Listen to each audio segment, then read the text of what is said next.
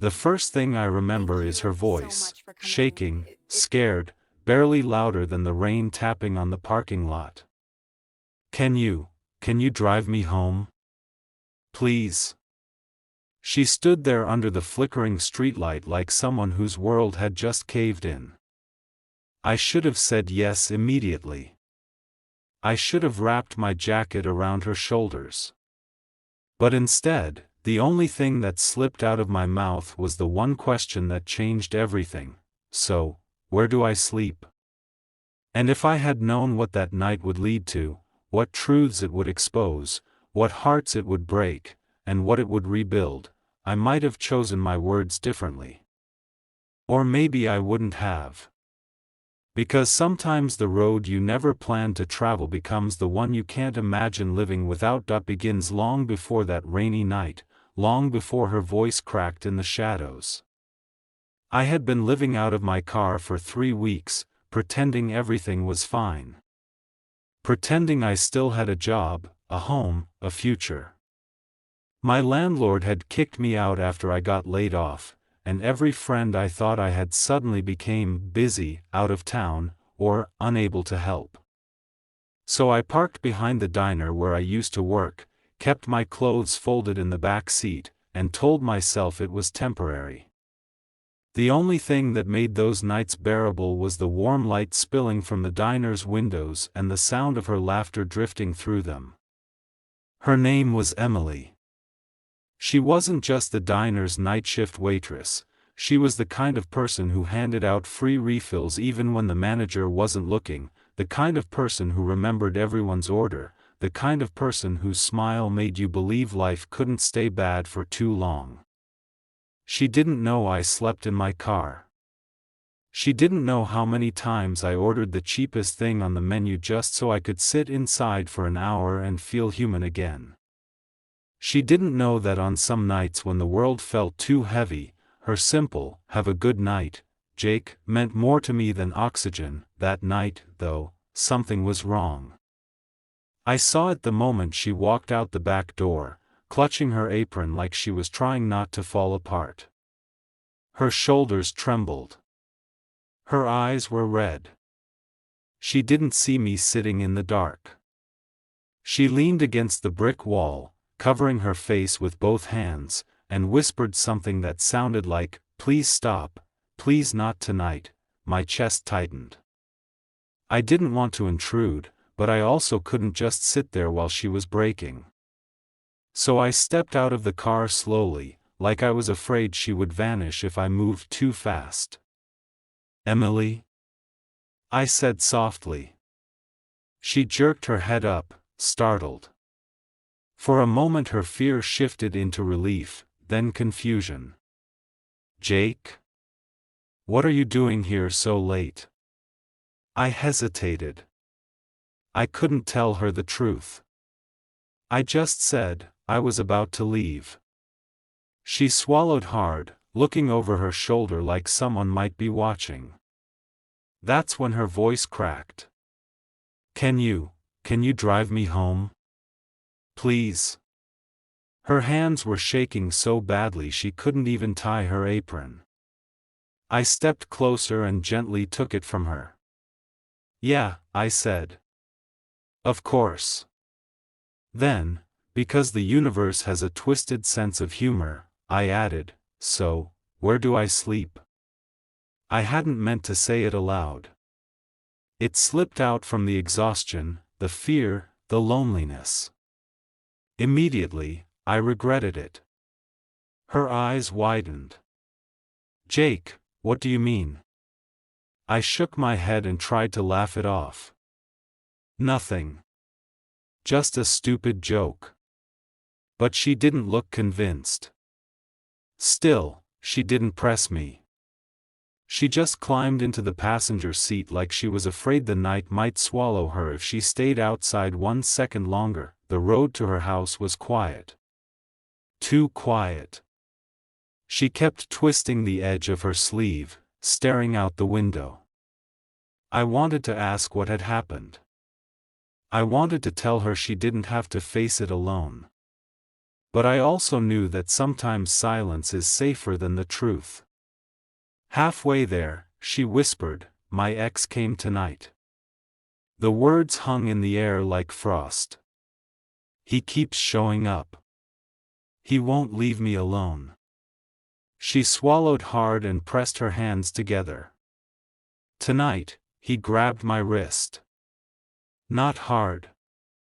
Just enough to scare me. I didn't want to call anyone. I needed to get away." My grip tightened on the steering wheel. "Emily," I said quietly, "I won't let anything happen to you." Her breath hitched, like she wanted to believe me but wasn't sure she could. When we pulled up to her small, dimly lit house, Sheg didn't get out. She just sat there, staring at her own front door like it was something dangerous. Then she whispered, "Jake, could you stay? Just for a little while? I don't want to be alone." And that was when I knew that question I'd asked, "Where do I sleep?" was no longer just about me. It was about both of us. Two broken people circling the same storm, trying to find shelter. Began with her opening her door and letting me in for the first time. The house was quiet, too quiet. Everything was neat but touched with a certain sadness, framed. Photos turned face down on the shelf, a blanket folded too perfectly, a single mug drying on the counter like it was always waiting for someone who never returned. She motioned to the couch. "You can sit," she said. Her voice trembled. I sat down slowly, careful not to make her feel crowded. She paced the room, rubbing her arms like she was cold. "He used to live here," she said finally. "He's been gone 8 months, but some nights, it still feels like he never left." She stopped and looked at me with those tired, glassy eyes. "I'm so sorry I asked you to stay. You must have your own life, your own home." That's when I finally told her the truth. In one soft, heavy breath, I said, "Emily, I've been sleeping in my car." She froze. Completely. Then she whispered, "How long?" 3 weeks. Her eyes filled instantly, not with pity, but with something deeper, hurt, disbelief, guilt, compassion all tangled together. She walked toward me slowly, like each step carried the weight of everything she didn't know. "Why didn't you tell me?" she asked. I shrugged. "Didn't want to be a burden." She sat beside me, close enough that I could feel her shaking.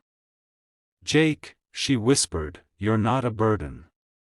Those 3 words hit harder than anything I had felt in months. For the first time in a long time, someone stayed. For the first time in a long time, someone cared. She asked if I wanted something to eat.